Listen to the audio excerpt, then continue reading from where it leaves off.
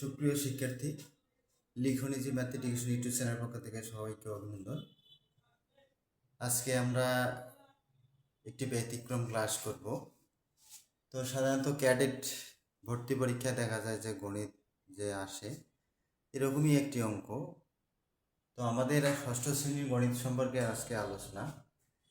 দুটি সংখ্যার গসাগু লসাগু এর 28-এর এক অংশ, অর্থাৎ দুটি সংখ্যার গসাগু কি হবে, লসাগু এর 28-এর এক অংশ, 28-এর এক অংশ, এবং একটি সংখ্যা গসাগু কি হবে, এর 4 গুণ। তাহলে একটি যে সংখ্যা পাবো তার হলো সেটা হবে কি গসাগুর 4 গুণ। কার 4 গুণ? গসাগু এর 4 গুণ। লসাগু 420 হলে গসাগু সংখ্যা দুটি কত? তাহলে আমাদের সংখ্যা দুটি কত, এই সংখ্যা দুটি বার করতে হবে। তো মূল থিম হলো লসাগু আছে আমাদের 420, লসাগু কত আছে আমাদের 420। এখন বলা আছে লসাগু যেহেতু দেওয়া আছে তাহলে গসাগু কত, গসাগু বলা আছে লসাগু এর 28-এর এক অংশ। তাহলে আমরা কি করব, তাহলে আমরা লিখবো যে গসাগু, গসাগু প্রশ্ন মতে লেখা যাবে যে প্রশ্ন মতে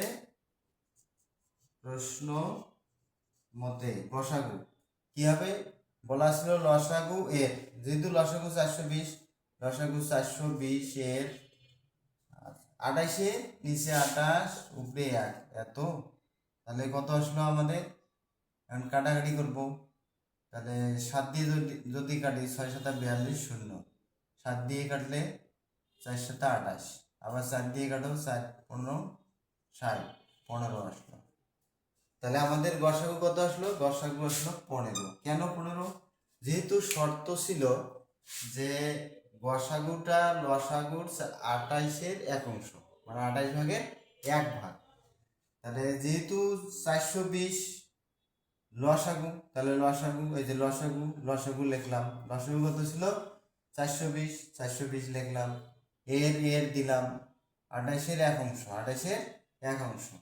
তাহলে এরপরে এর নিচে 1 আছে আর এখানে 4, অর্থাৎ এখানে 28টা নিচের সংখ্যা, 420টা উপরের। তাহলে আমরা 7 দিয়ে যদি কাটাকাটি করি তাহলে 4 7 28, এর 7 দিয়ে কাটলে 6 7 42, শূন্য শূন্য থাকলো। ওকে, আবার 4 দ্বারা 4 রেখে 4, 1 নিচে লেখার দরকার হয় না, আর এই 4 15 60। তাহলে আমরা গসাগু কত পেলাম, 15 পেলাম। কত পাইছি আমরা, 15 পাইছি। আচ্ছা, এরপরে দ্বিতীয় শর্ত আছে যে একটি সংখ্যা গসাগু এর 4 গুণ। তাহলে একটি সংখ্যা গসাগুর 4 গুণ, যেহেতু আমরা গসাগু পাইছি তাহলে সংখ্যাটি কত, একটি সংখ্যা, অতএব একটি সংখ্যা কি হবে, এই গসাগু এর 4 গুণ। গসাগু ছিল 15 গুণন 4, 4 গুণন 60 বা 60, কত হলো আমাদের 60 হলো। তাহলে একটি সংখ্যা 60 হলো। আচ্ছা, এখন আমরা জানি অপর সংখ্যাটি। তো এখন এই আশা করি এটি বুঝতে পেরেছো। তাহলে যেহেতু লসাগু ছিল লসাগু এর 28-এর এক অংশ, কাটলাম, এটা আসলো গসাগু। তাহলে একটি সংখ্যা কি আছে, গসাগু 4 গুণ, 4 দ্বারা গুণ করলাম, 4 গুণ 60।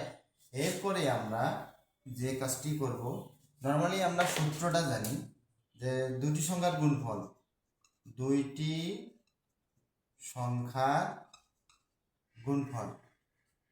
আচ্ছা, এটা যদি না লিখি, দুটি সংখ্যার গুণফল যেহেতু জানি, তাহলে প্রথম সংখ্যা গুণ দ্বিতীয় সংখ্যা লিখি একটু বোঝার জন্য।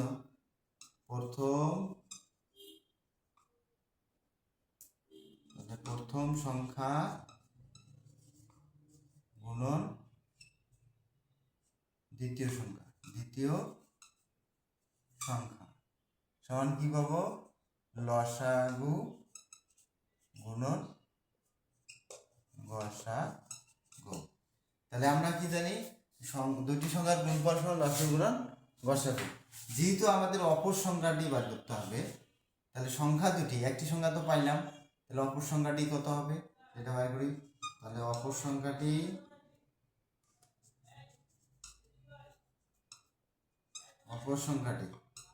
তাহলে অপর সংখ্যাটি কি হবে?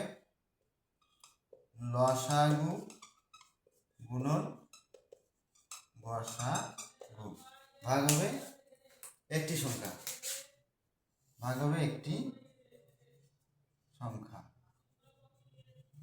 তাহলে কি হলো? লসাগু গুণন গসাগু ভাগ একটি সংখ্যা। তাহলে অপর সংখ্যাটি পাবো। তাহলে আমরা এখন কি করি?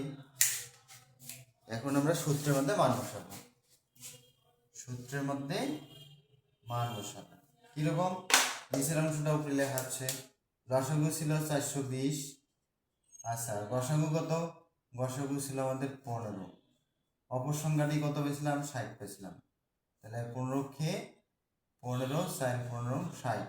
আবার 4 দিয়ে কাটো, 4 দশে 40, 4 দশে 40, কত থাকে? 2 থাকে। তাহলে 20 হলো, 4 5 20। তাহলে কত আসবে? 105। কত আসলো আমাদের? 105।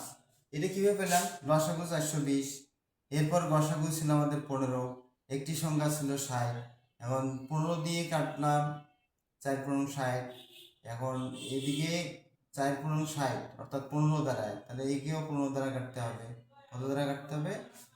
এই যে একে 15 দিয়ে কাটছে, সরি। তাহলে 4 15 60, আর এদিকে 15 খে 15। আবার এই 4 খে 4, এক নিচে লেখার দরকার নাই। আর একে 4 দিয়ে কাটলে 4 10 40, আর 40 গেলে 42-এর মধ্যে 2 থাকে 20, আবার 4 5 20। তাহলে কত আসলে? 105। তাহলে আমাদের একটি সংখ্যা হবে কত? গসাগু আসবে, গসাগু আসবে আমাদের 15। কত আসবে? 15। এবং একটি সংখ্যা কত? একটি সংখ্যা না, অপর সংখ্যাটি, একটি সংখ্যা তো বার করছি, অপর সংখ্যাটি কত? 105। 105। ঠিক আছে। তো আশা করি বিষয়টি বুঝতে পেরেছো। এরপরে আবারও কথা হবে অন্য কোনো ভিডিও নিয়ে।